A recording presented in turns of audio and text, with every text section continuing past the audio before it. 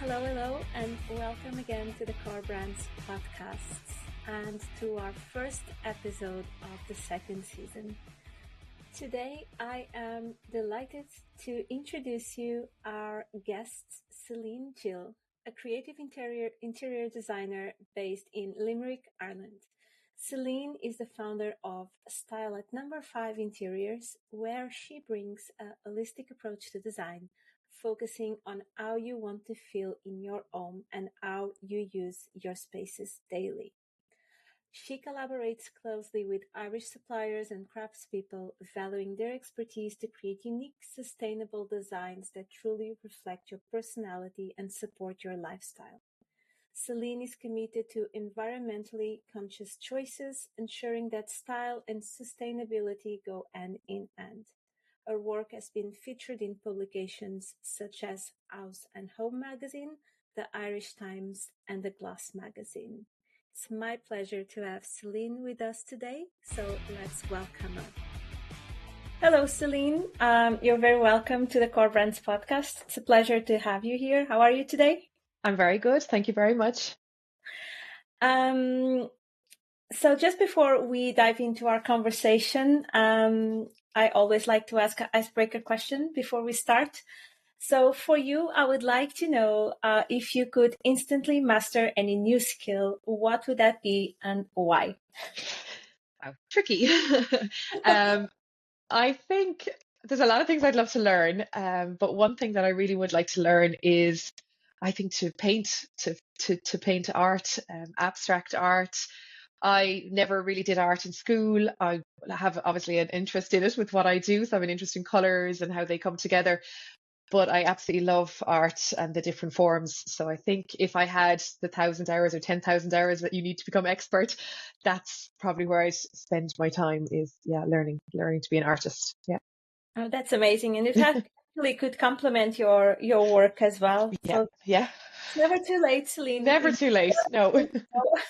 For me, it would be quite more difficult because if I could master a new skill, and that would be kind of like an impossible one because I have no voice whatsoever, would be to be able to sing.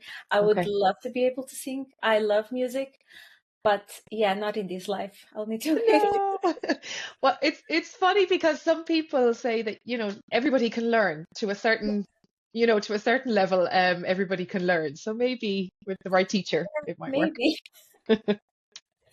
Okay, so let's dive more into your story. And I'm interested to know your journey into interior design and, the way that sometimes, not everyone, but most people say that there's like a defining moment that made them, whoa, this is actually the path I want to take.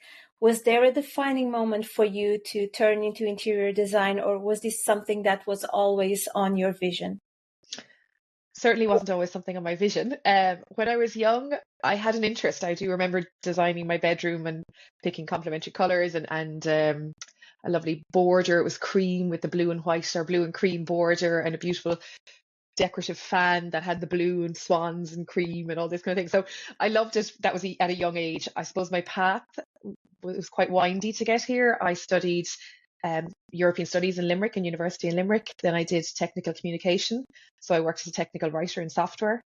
Then I did journalism and I did a bit of interviewing music people and writing blogs and things like that. Then I did a learning and development manager or master's, and I was a learning and development manager in a software company for a few years. So it's been very windy.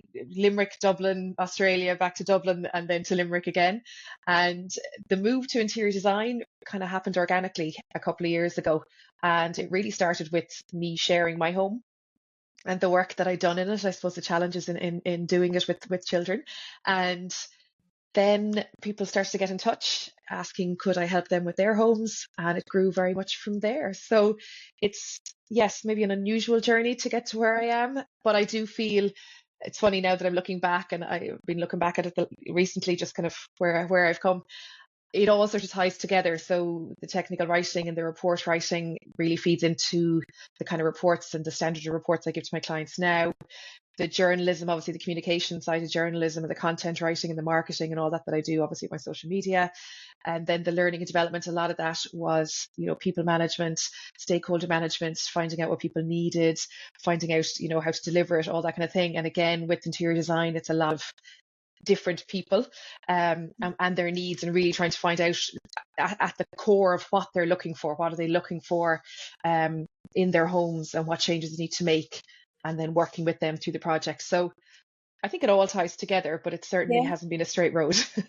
Yeah, it's amazing how all the skills that you get to learn through your journey and through your life, then they all bake into the same kind of like cake to make you a better, like making the analogy, like with myself, I've been a designer, and then I moved careers, and I was on project management and data analysis, and that definitely, it's so different from doing branding and graphic design. Mm-hmm. It makes me a better business owner because I'm very good with project management. I'm very good, with data, and people sometimes don't think how all these different bits of knowledge then help you out, kind of like be better at you actually supposed to be doing. So that's really cool. Yeah. And then I know that sustainability is a biggie for you and in your business. Is this something that was always part of your approach? So when you're saying that you were doing your own home, were you already having sustainability values in the forefront, or is this something that, as long as you grew the business, it kind of like grew with it?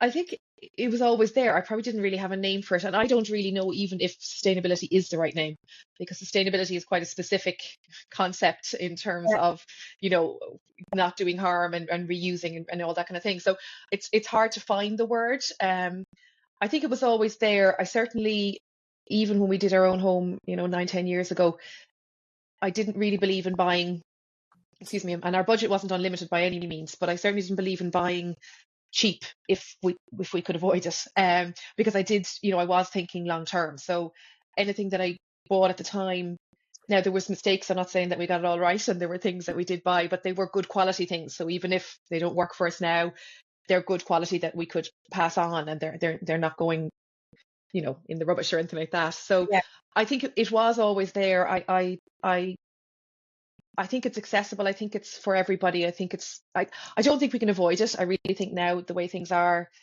you have to be thinking about it. And I think for future generations, it's really important. So for me, sustainability is thinking long term, thinking quality, thinking obviously of the economy and supporting Irish and local things that have a story. So I suppose there's more than the definition that would be there if you look it up.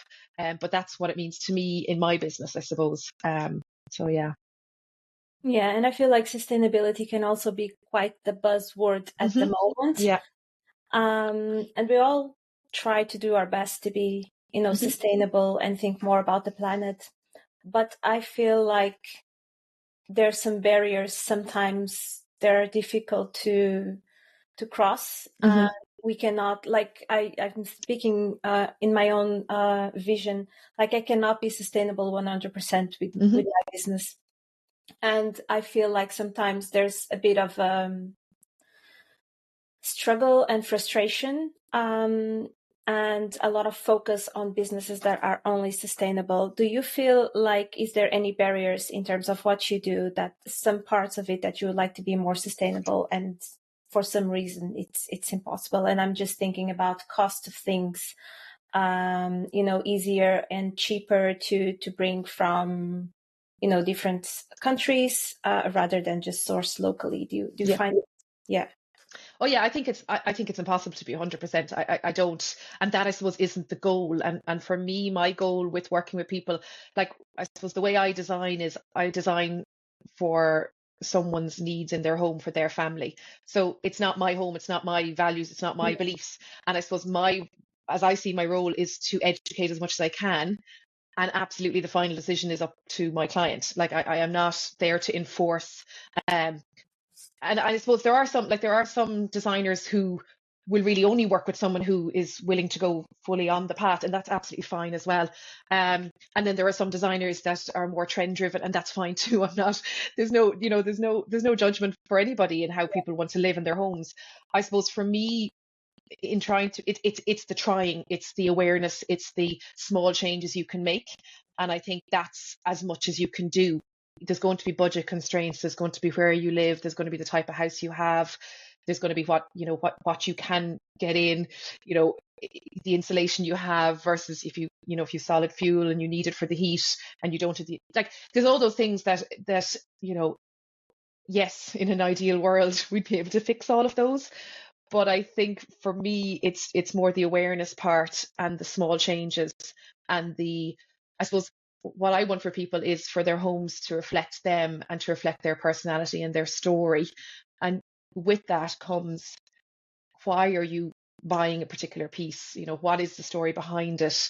Do you see yourself having it for a very long time? Is it something that you'd be, willing to pass down to children because you love it so much? There's a story, there's a history behind it. It doesn't have to be super expensive things. A lot of vintage, a lot of antiques have that story already built into them.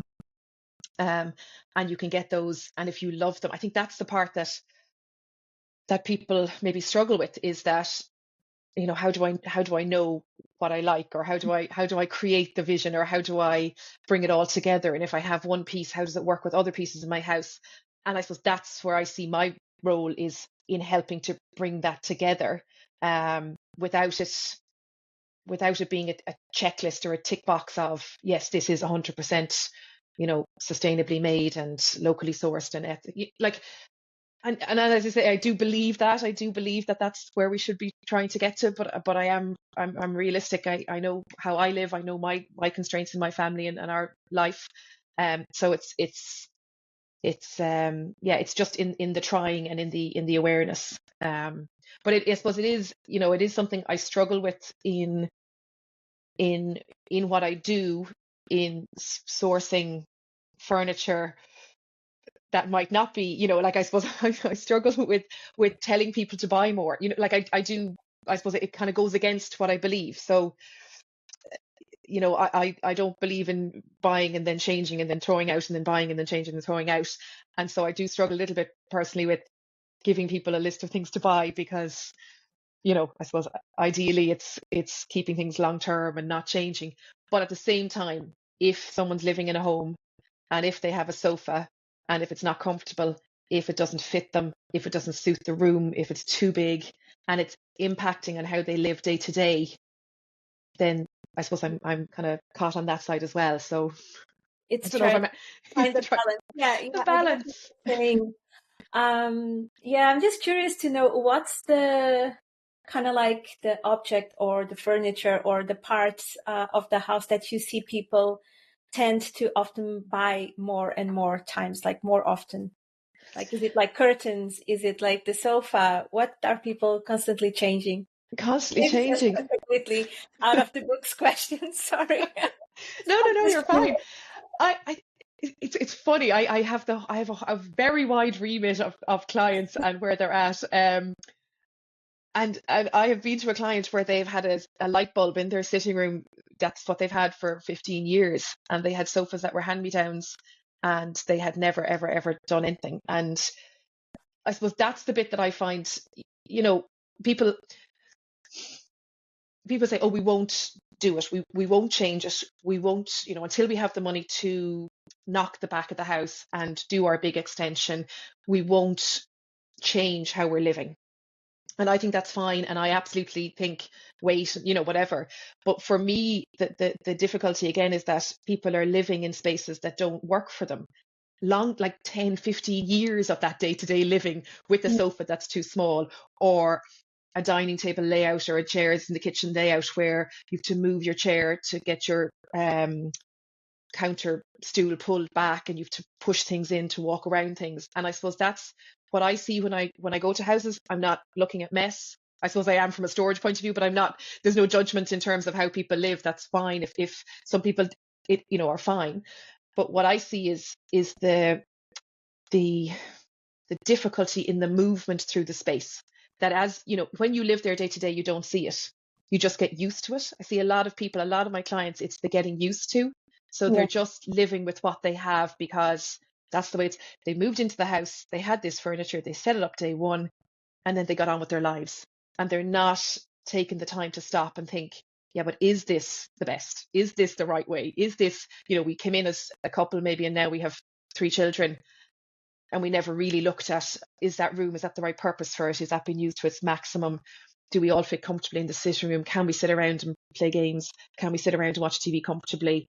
Can we have people into the dining room? Or maybe we don't have people come to visit, and yet we've set up a big dining room for these events that never happen, and we've got this space. So that's not answering your question at all, because I've kind of moved away from where the people change. But that, I suppose, just in the years of doing this, that's more what I see. So it's, I suppose, by the time people, the people that kind of come to me aren't really people that, maybe have been have been updating all the time. It's more the people that have lived with what they've lived with and have got to the point where, maybe they changed cushions and curtains and it didn't really fix or give them that feeling that they wanted in their house. Yeah, that makes sense. Mm. That's very interesting. Okay, so now I want to know more about these two big concepts, another two buzzwords, Yeah. sensory and biophilic design. Quite technical concepts. Yeah. Yeah. You would you like to tell us, break them down in a way that makes sense to our listeners? What are Yes. Yeah, absolutely. And it's kind of hard. Like, I suppose I don't want to have that barrier to people that are saying, oh, well, I don't know if I could work with Celine because she talks all these, but I suppose these are the terms. This is, what it means, but it's very simple behind it. But I suppose the reason that they have these terms on them is because you can study this area and there's been research done in it, and so there's papers published to prove the points behind it. But really, sensory is your 5 senses. So, what you touch in your home, what you see in your home, the smells in your home, the textures, the feel. So that's, I think it's really important. I think particularly now with people having, I suppose, different needs, different sensory needs, different sensory kind of triggers. And obviously there's people with, maybe diagnosis that it's really important to, but I think it's really important. It's funny, I was at something at the weekend and chatting to the people there.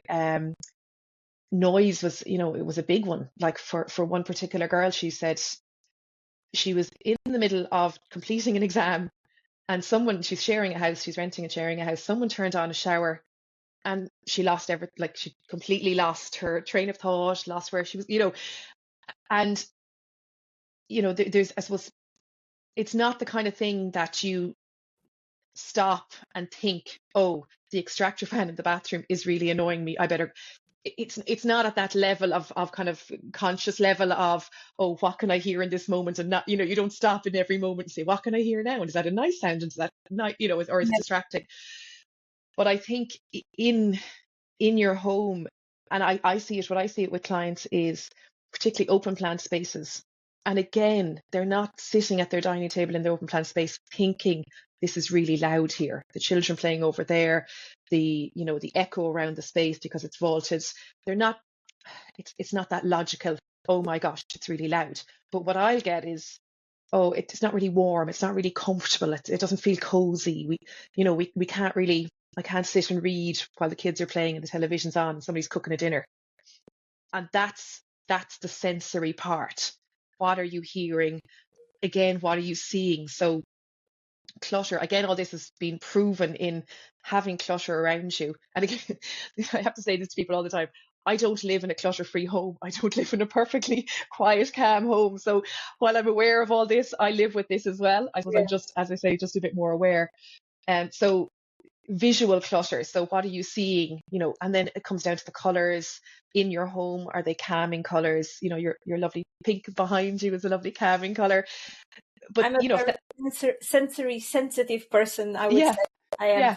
Yeah. And I think that's the thing. And some people might say they're not, but there's a level for everybody. And there's a thing for everybody. It could be the smells. Like, that smell for me is a big one as well. Noise for me and smell. Kitchens and cooking and certain smells that I like and that I don't, and things like that. And then I suppose, with smell, you also have your fresh air. So again, it's not again that, oh, someone's cooking, you're going to get a bad smell. But in the materials you bring into your home, there can be off-gassing from carpets and because some of the things would have kind of gases built up in them, like new carpet. So there's that new carpet smell, which isn't good for you and isn't pleasant. And it's just being aware of that and the materials that you're using. And then textures. So what's the texture on your wallpapers, even your light switches, underfoot, what you step out of bed, is it soft, is it hard, is it warm, so it's sensory really is just all thinking about all of that. So before you get into picking a sofa, picking a paint color, it's trying to think about you as a person, or all the people in your home, I suppose. What do they like? Is there a need to have a quiet space? Is there a need to have somewhere that you just really can unwind? And I really do see that with a lot of people, that little cozy corner is missing in a lot of homes. And even in the newer homes, it's, and maybe it comes back to, maybe people say, oh, that's a luxury. Like, I mean, this house is for the kids and this is whatever. But I think from the benefit side of things is half an hour sitting in a quiet room, reading your book and coming back out, then the benefits for your focus and your motivation and your patience and all of that, again, has been proven that, this sort of downtime definitely impacts and benefits your well-being. So I don't know if that answered the question. Yeah, it does. It does answer the question. And then the biophilic design, how does that fit in? So again, that's really about bringing nature into your home. And it's not just plants. I share a bit on my social media around that. It's not just plants. It's not and then I often get pushed back to say, well, plants die and I don't like plants or whatever. Yeah. And so it isn't just that. So really it's this idea. And again, from a technical, I'm not a biophilic designer. I'm not, licensed to go and do that, but I understand some of it. And I suppose I understand the benefit of bringing nature in. So natural light. So making sure your windows are clean, pulling back your blinds, pulling back your curtains, flooding the place with natural light, fresh air, bringing fresh air in. Then there's patterns in nature, repeating patterns in nature that you could put on wallpapers, blankets, textiles. So that'll, just bringing in the nature. Then there's your dried flowers, dried branches, pictures, sea pictures, nature pictures, wood pictures, wallpaper with wood on them. Now, again, I don't go into a home and say, right, let's whitewash, or not whitewash, but let's wash this whole place with biophilic every corner you turn. It's not that. It's just that there's lots of ways of doing it. So maybe, again, it's down to the individual. So maybe you have had loads of great holidays, near a beach resort that you love, that if you see that photograph when you wake up in the morning or that picture of that place, that's going to give you, and again, not that conscious, you're not going to stop, stand, stare at the picture and go, oh, I feel amazing, but just that instant catching that picture out of the corner of your eye in the morning gives you a feeling of home, gives you a feeling of holiday, gives you a feeling of being outside. Yeah. And boosts that feeling. And then paint colors, so your greens and your blues, your colors of nature.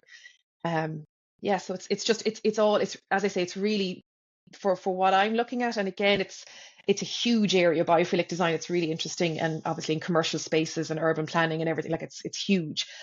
I suppose it's where the benefits, again, they've done studies in hospitals, and hospitals that have that brought that in, people will feel better, people recover quicker. So there's scientific backing to the value of it. And I suppose it's just considering it in your home, in your design.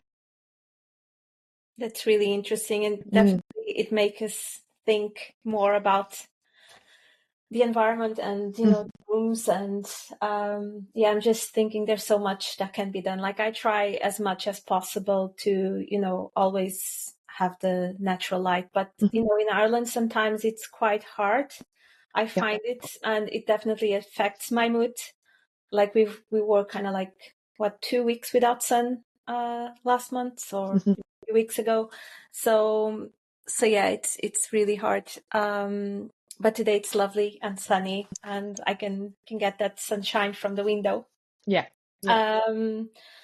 So kind of like, almost to close our questions, what would be kind of like a tip you can give someone that is currently feeling overwhelmed by their own space, but they don't really have the budget to invest in someone like yourself? Mhm. But what are some small things that they can do to improve their home?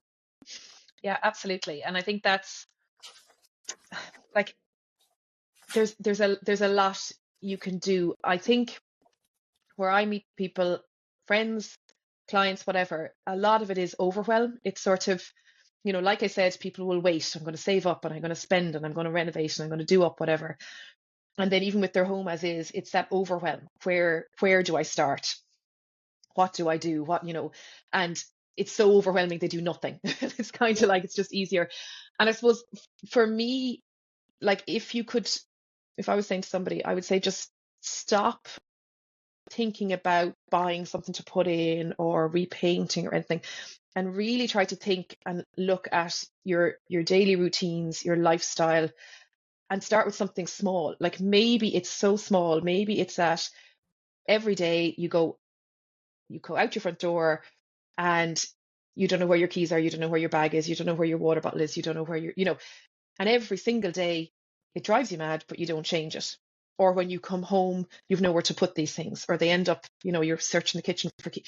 So, and I think that's the momentum then. So if you fix that small thing, that you were able to find the thing you needed as you left the house, or maybe it's when you come home from work, the hall is cluttered, the hall feels dark, it doesn't feel welcoming, it's a big bright light shining up above you. And this, maybe it's a rented house, so you're not investing in new lighting for the whole house and rewiring and everything, and that's the thing.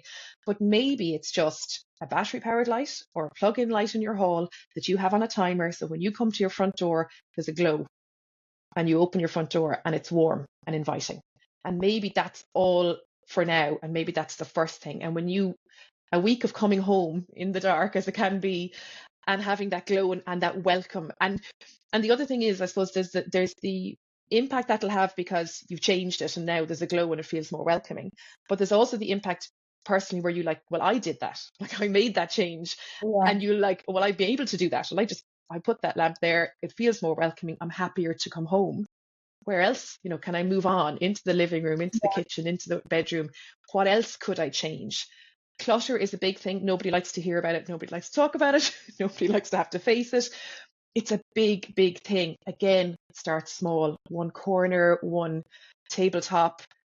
And the benefit, if you can keep that tidy for a week and keep it clear, and you'll see, oh, wow, that's still clear. I've managed, and you can move on from that. So I think they're the big things in looking at how you live day to day, what's working. I suppose that's my thing with the home, is it should support you, your well-being, it should support your health. It should, if you like to do yoga, is there a space on the floor for a mat that you can roll out? Make that space. Do your yoga once a day or twice a day, or your meditation. Feel the benefits of it and realize, I did that for myself. I made that change. I made it easy to do. Yeah, that's what I think. That's amazing. It's almost like taking ownership of your own space rather Yeah, than the other way around. I exactly. I like that. I'm going to steal that quote. I have so in our entry all we have loads of fairy lights. I absolutely love fairy lights. I actually Mhm. never asked my husband if he loves fairy lights. It's everywhere. And the other day, the Amazon guy, he was just like, "Oh, you still have your Christmas decorations on?" He's like, "No, this is here all year round." Yeah, yeah, So it's not just for Christmas. It just makes me happy. So the fairy lights are always there. I don't care yeah, if it's Christmas, if it's Easter, whatever. yeah. And I think it's that's not, everybody's not going to love that, and that's fine. That's you're not putting we're not putting them into every home, but there's something else. Maybe it's a smell, maybe it's a diffuser with natural oils, maybe it's having herbs in your kitchen, maybe it's dried lavender somewhere. Again, somebody might hate lavender, so I'm not specifying what you need to do, but what I'm saying is look at what you feel good in, what makes you happy, what makes you smile, maybe it's a family photograph at the front door as you come in and go out, and you're like, oh, this is why I work. Yes, Or, I you know, like. or a holiday photo. This is why I'm working to get on, so something that just means something to you. And I suppose that's, not trends, not flavor of the month, not what's in, what's out. It's just what means something to you, what will improve your well-being, your home, your family life, whatever. And start there. Just start small. Yeah, that's great advice. Thank you so much, Celine. No problem. So, what's next for you, for your business? What are the plans? Tell us. Wow, I don't know exactly. I suppose what I would love is I've done a little bit of speaking, presenting, which brings me back to my training and my learning and development, which I loved. I do love this sort of speaking about things and raising awareness. So I'd love to do more of that. I'd love to do more workshops, more presenting in the next year. The other thing I suppose I'd love to do is be able to reach more people. So what I do is very one-to-one. I work with a client, we do up the home or whatever, and then move on. And I'd love to find a way, whether it was training or checklists or something that would be able to help a wider audience. So that's something that's kind of, I suppose, is at the early formation in my head. I don't know exactly what form it'll take, but that's something I would love to be, just to reach a wider, because I think these things, like, they're practical, they're, and I suppose this interview's been really good because, you're coming from sensory design and biophilic, as these big kind of concepts. And as we've worked through, hopefully I kind of clarified a little bit, or maybe simplified a little bit. So I suppose I just want to be able to simplify that for people, and people to get that benefit, and to keep it at that practical, easier way of doing it to make impact. That's not a big 6-month renovation or 12-month renovation type of Yeah, thing. So yeah, that makes sense. Like Mm. almost like an entry level into this world that people can start implementing themselves and Yeah, then work their way through. I renew then to make something a little bit more bigger and impactable in their homes. yeah. And then, is there a book, podcast, or any experience that have been inspiring you lately that you want to share with us? I listen to a lot of interior design podcasts. I listen to one particular one. It's a US one, a well-designed business, it's called. So she's an American. She's running it 9 years. So the years of COVID and the hour-long walks every night was an interior design podcast. So while I suppose I kind of feel like my on-the-job learning was supplemented by the podcast Yeah. hours, thousands of hours of podcast listening. Yeah, I listen to a lot of music and I listen to podcasts. In terms of books, I read a variety. I'm reading one and I can't think of the author. It's called Contagious. You heard of it?